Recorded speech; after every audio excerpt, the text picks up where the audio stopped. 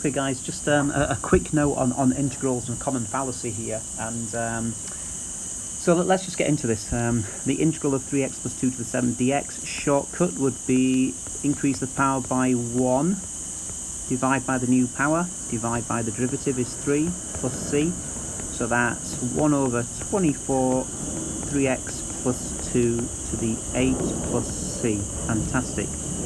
And yeah, we could check that, couldn't we, by finding the derivative. So the derivative, we do 8 power times coefficient, so 8 times 124, reduce the power by 1, and then times by the derivative of here. Yes, it works.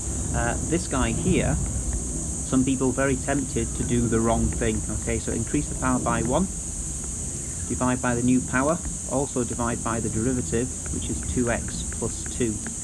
Now it seems super, doesn't it? You've just employed exactly the same technique here as into here. Okay, increase power by 1, divide by new power, divide by the derivative. Unfortunately, if you try to test this by doing d by dx of this big beast here, which is x squared plus 2x to the 8 divided by 8 into 2x plus 2, when you found the derivative of that, you would not at all get back to here.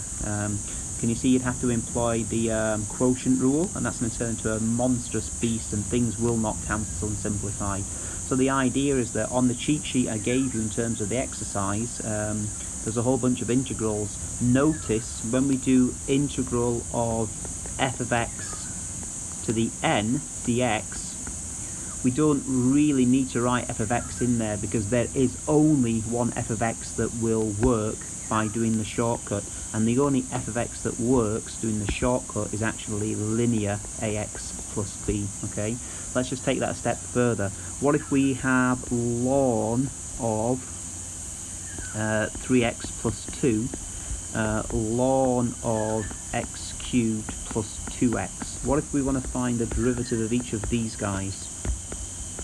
Okay, so the derivative of each of these guys is 1 over f of x times by the derivative, which is 3. It's 1 over x cubed plus 2x times by the derivative, 3x squared plus 2. Definitely works. But so what about this? What about the integral of 1 over 3x plus 2? And what about the x? And what about the integral of, I don't know, 1 over x squared plus 2 dx? Well, for this one, definitely ln 3x plus 2 times by 1/3 plus c.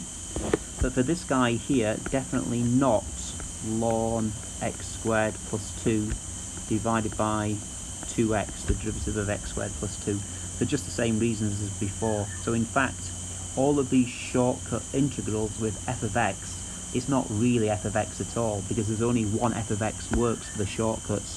The f of x that works is actually ax plus b. So this is the shortcuts. For the derivatives, it works for any f of x, the shortcut, but for the integrals, it only works for linear. Okay, so now if you go back to the exercise sheet posted from the lesson 2, you'll find that list of integrals, they've got ax plus b only in there as f of x. It won't work for anything else. Okay, hope that helps a little bit, clarifies.